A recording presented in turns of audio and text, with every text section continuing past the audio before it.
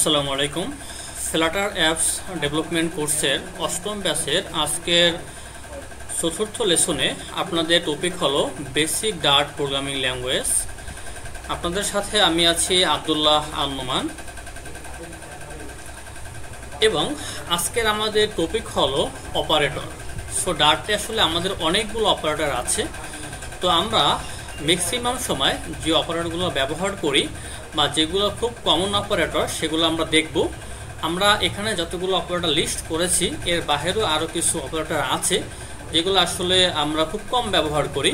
So যেগুলো আমরা maximum time commonly use করি সেগুলো আজকে আমরা দেখব এবং পরবর্তী লেসনগুলোতে যখন আমাদের প্রয়োজন হবে তখন আমরা বাকি অপারেটরগুলো দেখে নিব। ওকে, সো এখানে দেখেন প্রথমে আছে এরিথমেটিক অপারেটর এবং এরিথমেটিক অপারেটরের ভিতরে আমাদের আছে কি প্লাস, মাইনাস এবং এই যে সিম্বলটা এটাকে বলা হয় গুণ বলি আমরা বা মাল্টিপলে বলি, এবং এটাকে বলবো আমরা ডিভিশন এবং এটাকে বলবো আমরা মডুলাস। ওকে,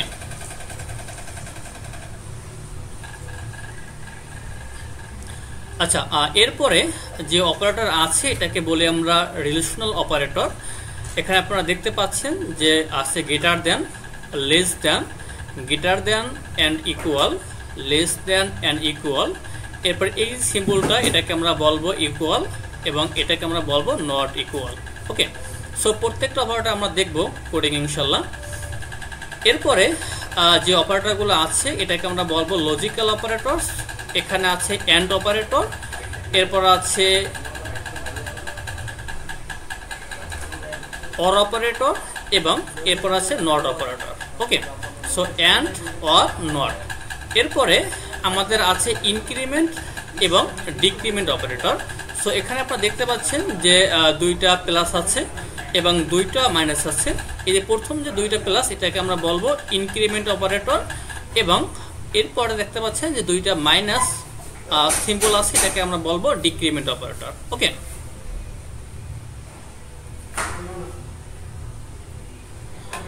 এবং যদি আমরা আজকের পারি তাহলে আমরা আসলে কন্ডিশনটা দেখে নিব।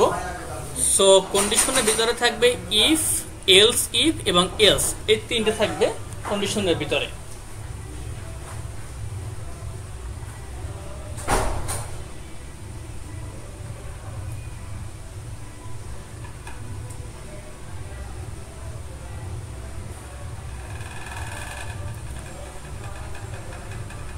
ওকে, ধন্যবাদ সবাইকে। সো আমরা সরাসরি চলে যাব আমাদের বিএস করে, এবং এইখানে আসলে কিছুই রাখা নাই, শুধুমাত্র একটা মেইন ফাংশন আছে এবং আপনারা অলরেডি জানেন আসলে মেইন ফাংশনের কাজ কি বা আমরা মেইন ফাংশন কেন ব্যবহার করি। ওকে, সো এই মেইন ফাংশনের ভিতরে আজকের প্রথমে আমরা দেখব যে অ্যাসাইন অপারেটর। আমাদের প্রথমে যে অপারেটর ছিল সেটা ছিল assign operator. So assign operator নিয়ে আমরা অলরেডি কাজ করেছি, বাট আসলে হয়তো আমরা পরিচিত না যে এই অপারেটরকে আমরা অ্যাসাইন অপারেটর বলি। ওকে, সো দেখেন প্রথমে যদি আমরা এখানে একটা ভেরিয়েবল ডিক্লেয়ার করি যে integer i equal to 10। Okay, so এরকম কিন্তু আমরা অলরেডি করে ফেলেছি, তাই না? আমরা কিন্তু অলরেডি ভেরিয়েবল ডিক্লেরেশন নিয়ে কাজ করেছি।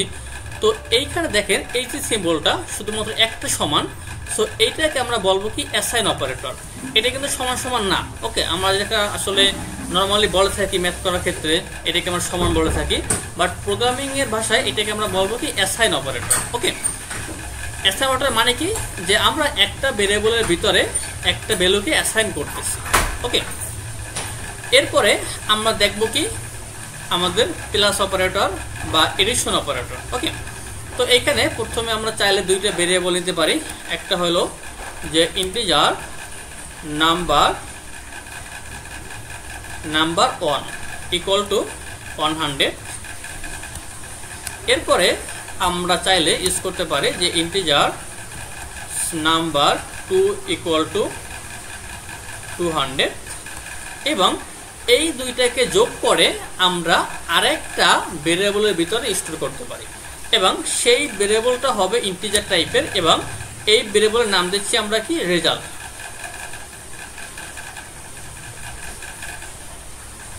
Equal to number 1 plus number 2।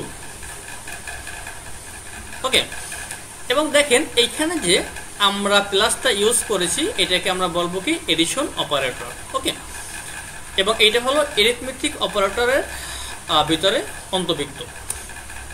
এরপরে যদি আমরা এটাকে প্রিন্ট করি রেজাল্ট, তাহলে সিম্পলি আপনারা আউটপুট দিতে পারবেন যে 100 প্লাস 200 ইকুয়াল টু 300, তাই না? তো আমরা কিন্তু আউটপুটটা এখানে পাচ্ছি 300। তো সেমভাবে আমরা কিন্তু এটা চাইলে বিয়োগ করতে পারি, এই যে -100, কারণ কি আমাদের নাম্বার 1 এর ভ্যালু ছিল কত 100। তো 100 থেকে যদি আমরা -200 করি সেক্ষেত্রে তো আমাদের ফলাফল -100 আসবে, এটাই তো খবর কথা, তাই না? তো চাইলে এটাকে কিন্তু আমরা মাল্টিপ্লাই করতে পারি। ওকে, এটা মানে গুণ, ঠিক আছে? এই সিম্বলটা মানে আমরা গুণ বুঝি। যদি আমরা এটাকে গুণ করি সেক্ষেত্রে কত হওয়ার কথা, আমরা টার্গেটটা দেখে আসি, সেক্ষেত্রে আমার হওয়ার কথা 20,000, এটা কিন্তু চলে আসছে। এরপরে আমরা চাইলে এটাকে আমরা ভাগ করতে পারি। এখন দেখেন ভাগ করার ক্ষেত্রে এখানে একটু বিষয় আছে, সেটা হলো কি দেখেন আমরা কিন্তু এখানে প্রথম যে ভেরিয়েবলটা নিয়েছিলাম সেটা ছিল আমাদের ইন্টিজার টাইপের, এবং সেকেন্ড ভেরিয়েবলটা কিন্তু আমাদের ইন্টিজার টাইপের। এখন এই দুইটা ভেরিয়েবলকে যখন আমরা ভাগ করে একটা ইন্টিজার টাইপের ভেরিয়েবলের ভিতরে স্টোর করতেছি তখন কিন্তু আমরা এটা পারতেছি না। কারণ কি, যখন আমরা কোনো সংখ্যাকে ভাগ করি সেখানে একটা দশমিক সংখ্যা হওয়ার বিষয় থাকে, এখানে কিন্তু দশমিক সংখ্যা হইতে পারে। আর যেহেতু ভাগ করার ফলে একটা ডাবল টাইপের ভ্যালু আসতে পারে, এই জন্য আসলে আমরা ইন্টিজার টাইপের ভ্যারিয়েবলের ভিতরে এটাকে স্টোর করতে পারবো না। সেই ক্ষেত্রে এখানে আমাদের ডাবল টাইপ ব্যবহার করতে হবে। ওকে, সো যদি আমরা একটা কাজ করি, আমরা এই মানটাকে বাড়িয়ে দিচ্ছি। আচ্ছা, তাহলে আমাদের নাম্বার 1 আছে 1000 এবং নাম্বার 2 তে আছে আমাদের 200। তাহলে আমরা এই যে 1000কে ভাগ করতেছি 200 দিয়ে, তাহলে আমাদের ফলাফল কত আসার কথা? অবশ্যই আসার কথা 5।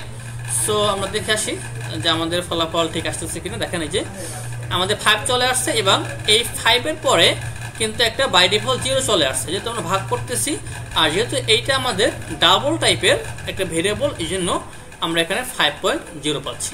ওকে, এরপরে আমাদের আরেকটা সিম্বল নিয়ে আমরা আলোচনা করব, সেটা হলো কি মডুলাস অপারেটর। ওকে, সো যদি আমরা এই 1000কে খেয়াল করেন,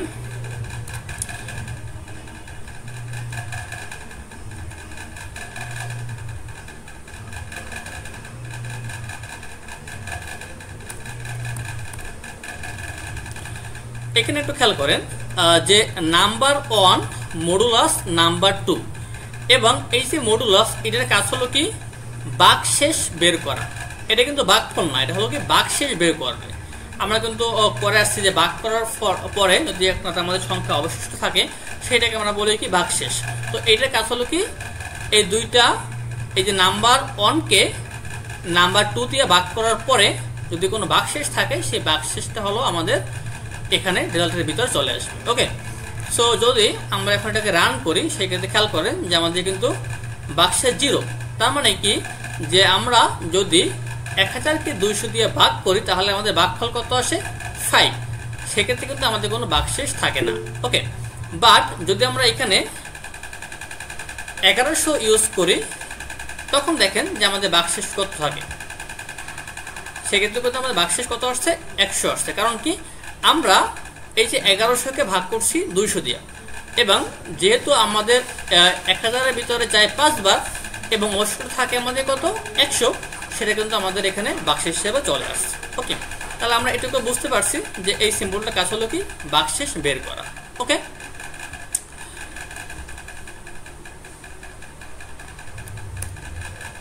ওকে, তাহলে আমরা নেক্সটে আরেকটা অপারেটর সঙ্গে পরিচিত হয়নি, সেটা হলো কি ইনক্রিমেন্ট এবং ডিক্রিমেন্ট। আমি অলরেডি বলেছিলাম যে আসলে ইনক্রিমেন্ট ডিক্রিমেন্ট কিভাবে কাজ করে। দেখেন যদি আমরা এখানে একটা ইন্টিজার a ইকুয়াল টু, আমরা এখানে 10 ব্যবহার করি। এখন ইনক্রিমেন্টের ভিতরে আসলে দুইটা বিষয় আছে, একটা হলো কি পোস্ট ইনক্রিমেন্ট আর একটা হলো কি প্রি ইনক্রিমেন্ট। ওকে, সো আমরা এখানে একটু লিখে রাখি যে একটাকে আমরা বলবো কি যে পোস্ট ইনক্রিমেন্ট।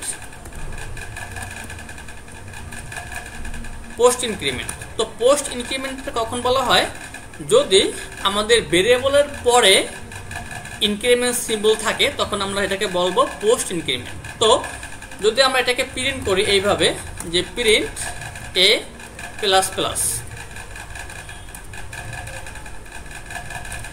যদি আমাদের ভেরিয়েবলের পরে আমাদের ইনক্রিমেন্ট সিম্বল থাকে সেটাকে আমরা বলবো কি পোস্ট ইনক্রিমেন্ট। এবং এই সিম্বলের কাজ হলো কি এই ভেরিয়েবলকে এক এক করে বাড়ানো। তার মানে এখন এটা কাছে কত 10, তো 10 এর পরে এটাকে 11 করবে, 12 করবে, 13 করবে, ঠিক আছে, এরকম এক এক করে বাড়াবে।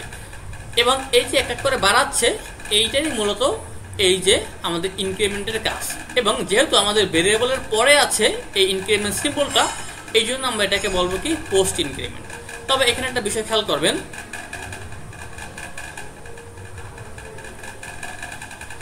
যদি আমরা এখন এটাকে রান করি সেই ক্ষেত্রে কিন্তু আমাদের কি আসার কথা, আমার কথা মতো কিন্তু এটা আসার কথা কি 11, কারণ আমি বলছি কি যে ইনক্রিমেন্ট পোস্ট ইনক্রিমেন্ট ব্যবহার করলে আমাদের ভেরিয়েবলের মানটা এক এক করে বাড়ে।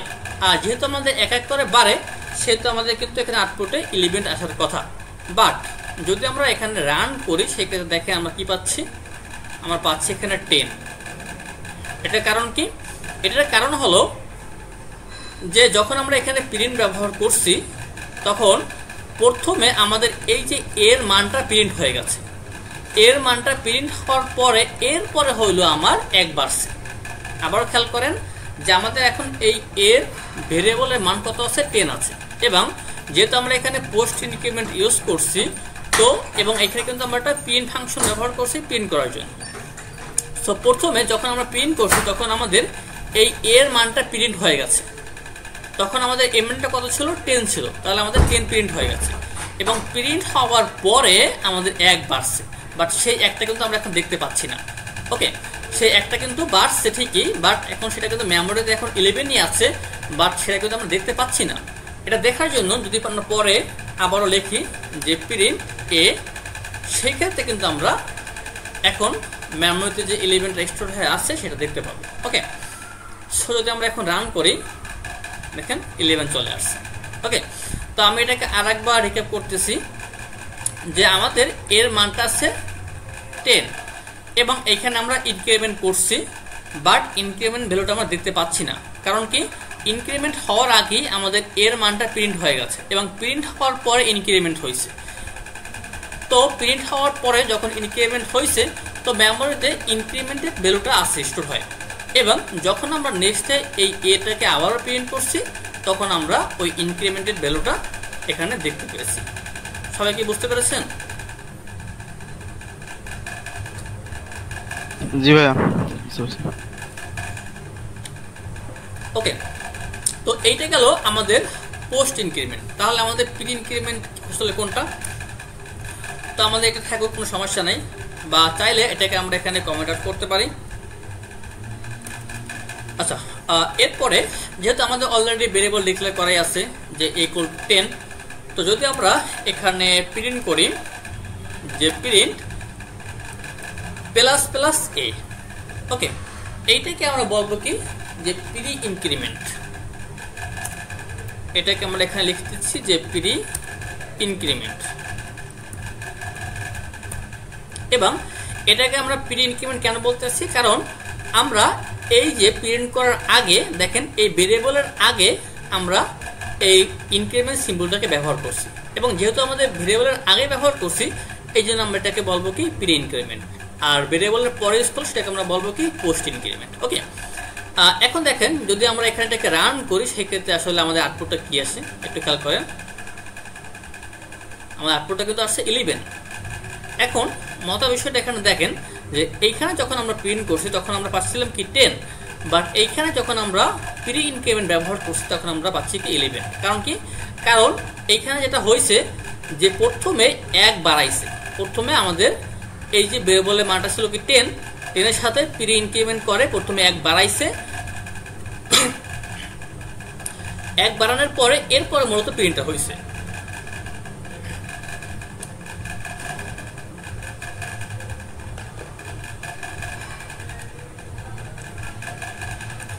এই জন্য আসলে আমরা ইনক্রিমেন্টেড ভ্যালুটা এখানে দেখতে পাচ্ছি। ওকে, তো এইটা ছিল আসলে পোস্ট ইনক্রিমেন্ট এবং প্রি ইনক্রিমেন্টের ডিফারেন্স। ওকে, তো এরপর আমরা দেখবো ডিক্রিমেন্টের বিষয়টা দেখে আসবো। তো আমরা এখানে প্রথম ব্যবহার করব কি, যে পোস্ট ডিক্রিমেন্ট।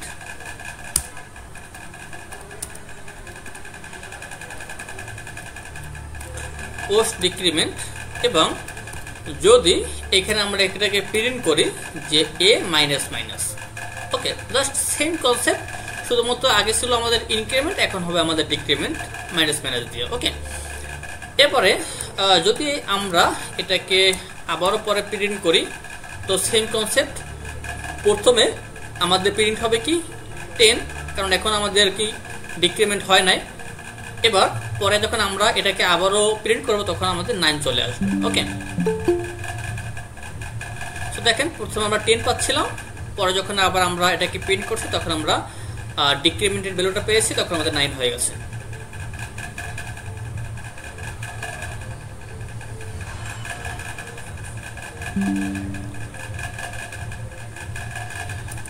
এরপরে যদি আমরা চাই যে এখানে আমরা প্রি ডিক্রিমেন্টটা ব্যবহার করব, সেটা ব্যবহার করতে পারবো।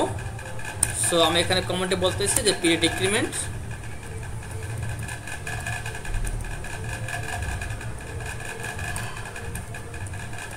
এবং এখানে আমি প্রিন্ট করে দিচ্ছি যে মাইনাস মাইনাস এ।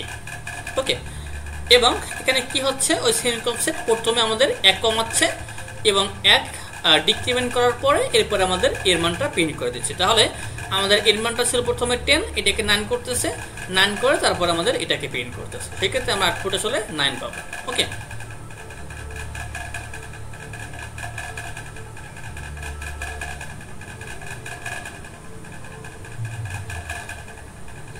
আচ্ছা এখানে কি বলতেছে,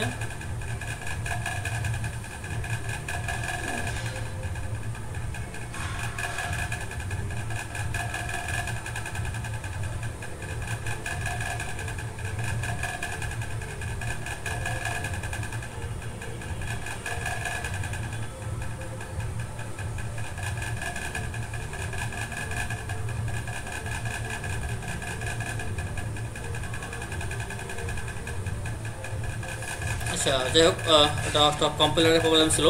সো দেখেন এখানে কিন্তু 9 চলে আসছে। ওকে, তো এইটা ছিল আসলে আমাদের পোস্ট ইনক্রিমেন্ট এবং প্রি ইনক্রিমেন্ট এবং পোস্ট ডিক্রিমেন্ট এবং প্রি ডিক্রিমেন্টের বিষয়টা। তো এই যে ইনক্রিমেন্ট ডিক্রিমেন্টের বিষয়টা কি সবাই বুঝতে পেরেছেন?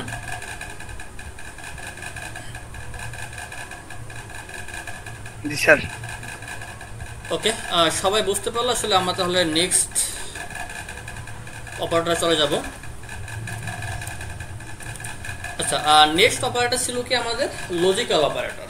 ঠিক আছে, তো আপনারা যারা ইন্টারে আইসিটি পড়ে আসছেন তারা কিন্তু ওদের সাথে পরিচিত, বা যারা ডিপ্লোমা পড়ে আসছেন তারা কিন্তু পরিচিত যে আসলে আমাদের লজিক্যাল অপারেটরগুলো কিভাবে কাজ করে। ওকে, সো আমরা এখন দেখব অ্যান্ড অপারেটর এবং নট অপারেটর। এবং অ্যান্ড অপারেটরের ক্ষেত্রে আমরা কি জানি, যদি দুইটা কন্ডিশন সত্য হয় সেই ক্ষেত্রে কিন্তু আমাদের টোটাল ফলাফলটা বা টোটাল আউটপুটটা কিন্তু ট্রু হয় বা সত্য হয়, তাই না? যদি সাপোজ আমাদের যদি এখানে 5টা কন্ডিশন থাকে এবং যদি 5টা কন্ডিশনই সত্য হয় সেক্ষেত্রে কিন্তু আমাদের ফলাফল বা আউটপুট কিন্তু সত্য হয়।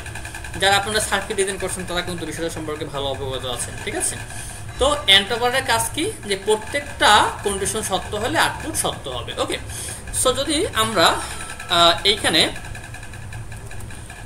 দুইটা ভেরিয়েবল নিই, যে x ইকুয়াল টু 100 এবং আর একটা ভেরিয়েবল নিচ্ছি যে y ইকুয়াল টু 50। ওকে, এখন যদি আমরা এইখানে যে গ্রেটার দেন এই অপারেটরটাকে ইউজ করি, যে x গ্রেটার দেন y, তাহলে এটা কি সত্য না মিথ্যা আপনারা একটু বলেন তোমাকে।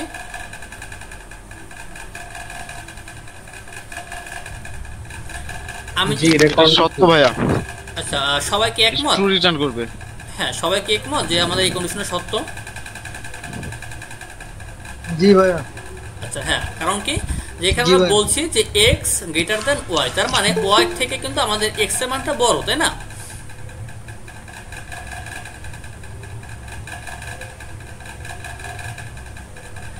এবং যেহেতু আমাদের x এর মানটা বড়, সেহেতু আমাদের কি কন্ডিশন সত্য। তো কন্ডিশনটাকে আমরা চাইলে এখানে যেটা রিটার্ন করবে সেটাকে আমরা একটা ভেরিয়েবলের ভিতরে স্টোর করতে পারি। এবং এইটা কোন টাইপের ভেরিয়েবল হবে এটা কি কেউ বলতে পারবেন? বুলিয়ান হবে, বুল।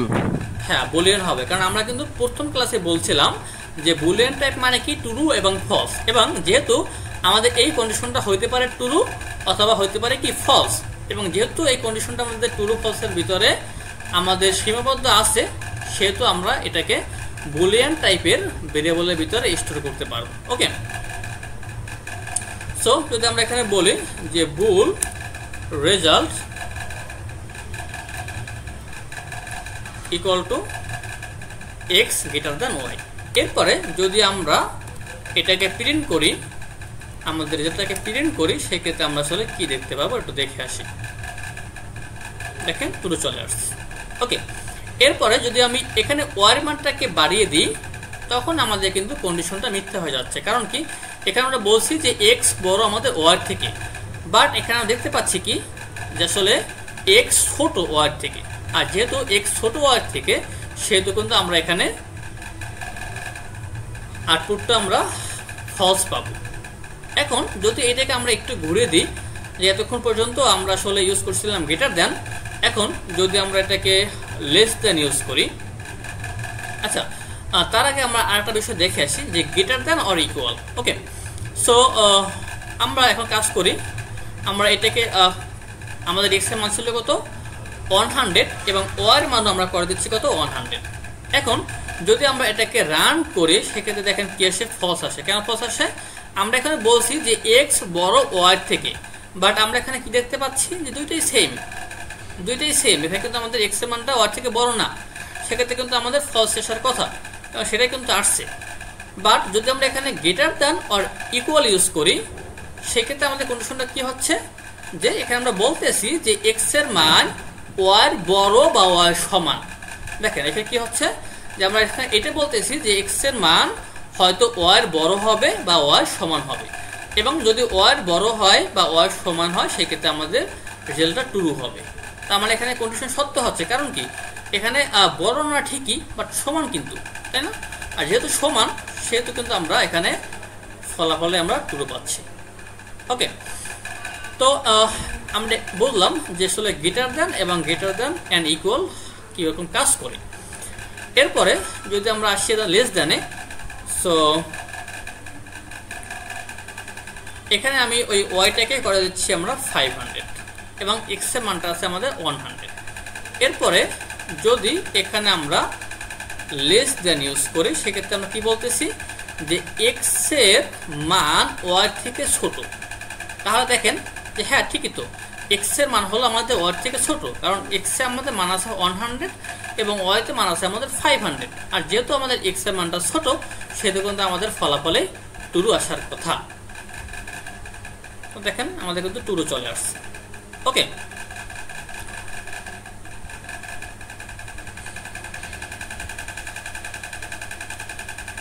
এবং যদি আমরা বলি যে এক্স এর মান ওয়াই থেকে ছোট হতে পারে এবং সমানও হতে পারে, তাহলে এটাকে আমরা করে দিচ্ছি 100 এবং আমরা এখানে বলে দেব যে x less than or equal.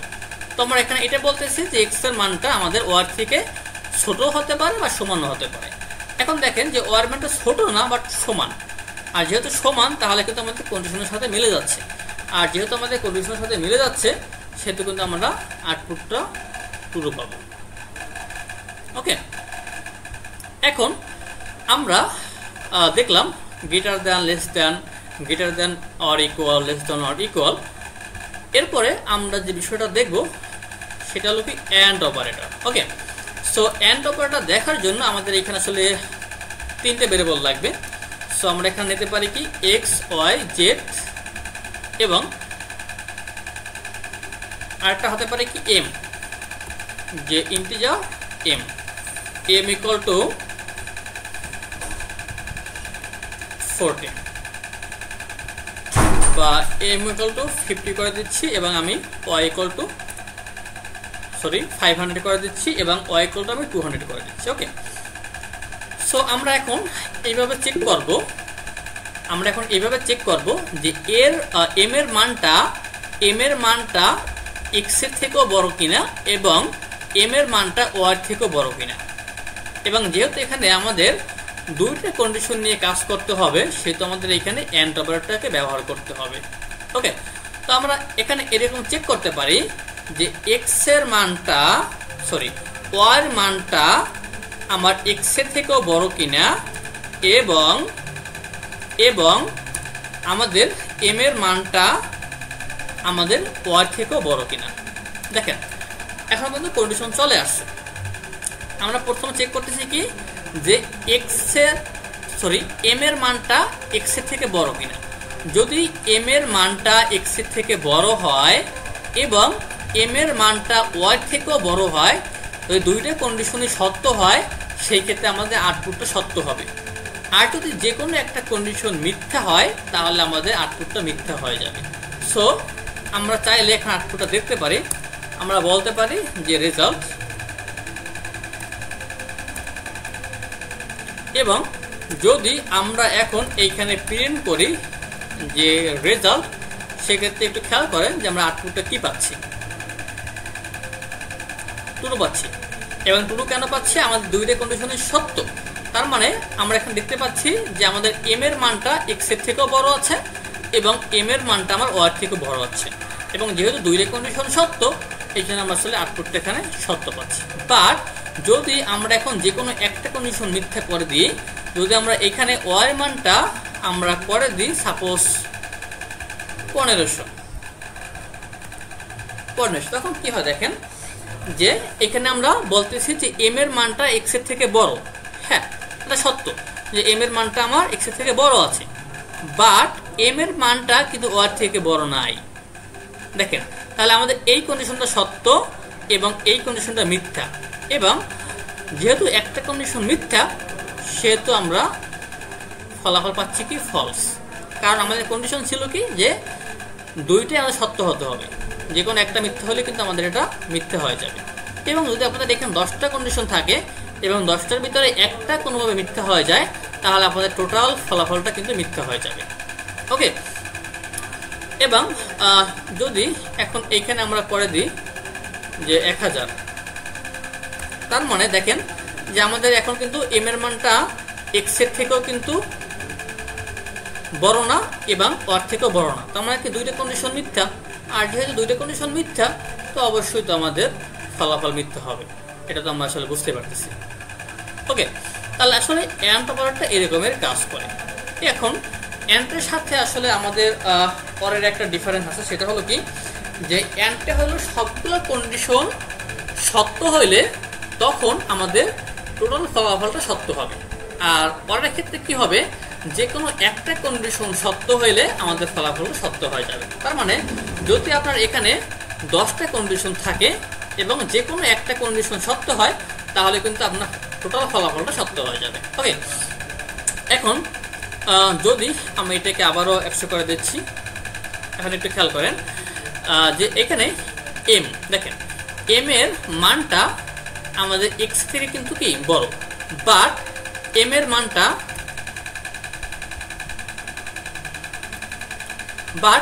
মানটা কিন্তু ওর থেকে বড় না। তার মানে কি আমাদের এখানে একটা কন্ডিশন সত্য হয়েছে এবং একটা কন্ডিশন সত্য হলে কিন্তু আমাদের আউটপুটটা সত্য হয়ে যাবে। একটু খেয়াল করেন,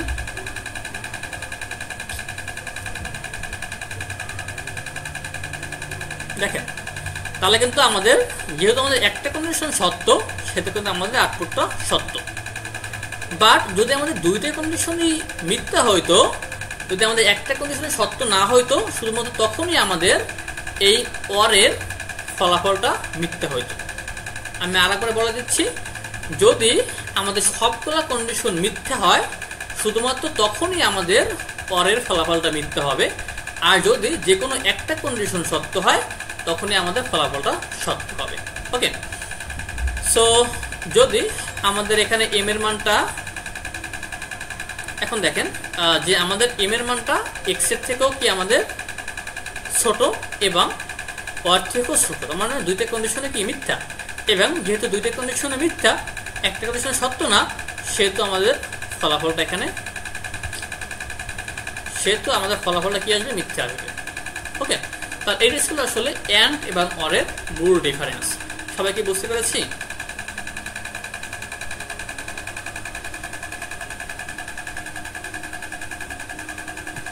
জি ভাই।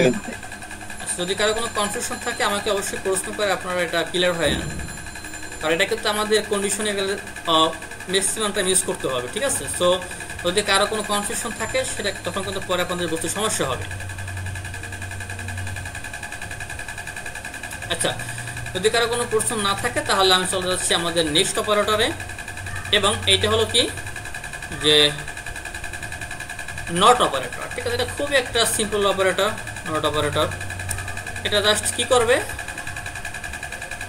যে সাপোজ যে এখানে আমাদের একটা বুলিয়ান টাইপের ভ্যালু আছে, যেখানে আমরা বলতেছি যে সাবমিটেড ইকুয়াল টু ফলস। ওকে, এরপরে যদি আমরা এটাকে প্রিন্ট করি যে সাবমিটেড, তাহলে আমরা কীভাবে অবশ্যই ফলস পাবো, তাই না? সো আমরা এখানে ফলস পাচ্ছি। এখন সাবমিটেড আমরা কিন্তু ফলস পাচ্ছি, বাট যদি এর আগে আমরা একটা নট অপারেটর ইউজ করে দিই, সেক্ষেত্রে আমাদের এই পুরো ফলাফলটা কনভার্ট হয়ে যাবে। তার মানে ট্রু থাকলে ফলস হয়ে যাবে, নট কনভার্ট ইনভার্ট হয়ে যাবে। ওকে, তো ট্রু থাকলে ফলস হয়ে যাবে এবং ফলস থাকলে ট্রু হয়ে যাবে। যদি আমাদের এখানে ফলস ছিল তাহলে এখানে আমরা ট্রু পাবো, ঠিক আছে? ট্রু। আর যদি আমাদের এখানে ট্রু থাকতো সেক্ষেত্রে আমরা এখানে ফলস পাইতাম, তার মানে আমাদের ফলাফলটা ভিন্ন হয়ে যাবে, উল্টো হয়ে যাবে, ঠিক আছে? তো এটা ছিল আমাদের নটের কাজ। ওকে, আচ্ছা, আমাদের আর কোনো অপারেটর কি বাকি আছে দেখি একটু। না, আসলে আমাদের আর কোনো অপারেটর বাকি নেই। আচ্ছা হ্যাঁ আছে, এই যে ইকুয়ালটা বাকি আছে এবং নট ইকুয়ালটা বাকি আছে, ঠিক আছে? এটা দেখে নেব আমরা। সো এটা একদম সিম্পল, যে আমরা জাস্ট এখানে বলতে পারি যে a ইকুয়াল টু 10 এবং এখানে আমরা বলতে পারি যে b ইকুয়াল টু 10। ওকে, তো সেমভাবে যেহেতু এটা একটা আমাদের লজিক্যাল অপারেটর, সো আমরা বলতে পারি যে a সমান সমান b। এবং যদি আমাদের a আর b সমান হয় সেক্ষেত্রে আমরা কী পাবো, ট্রু পাবো, ট্রু। আর যদি আমাদের এখানে a আর b সমান না হয় সেক্ষেত্রে আমরা ফলস পাবো। তো জাস্ট আমরা এটা চেক করতেছি যে দুইটা আমাদের ভেরিয়েবলের মান সমান কিনা। ওকে, আর নট অপারেটরের কাজটা কি, যদি সমান না হয় সেক্ষেত্রে ট্রু হবে। আবার বলি আমি, যদি আমাদের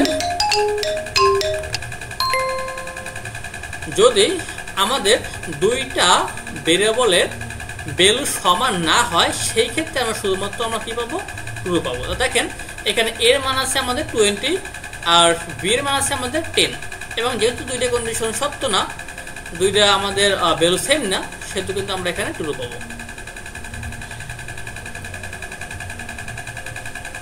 দেখেন ট্রু আসছে। ওকে, আর যদি দুইটা আমাদের ভ্যালু সমান হয় সেই ক্ষেত্রে কিন্তু আমরা ফলস পাবো।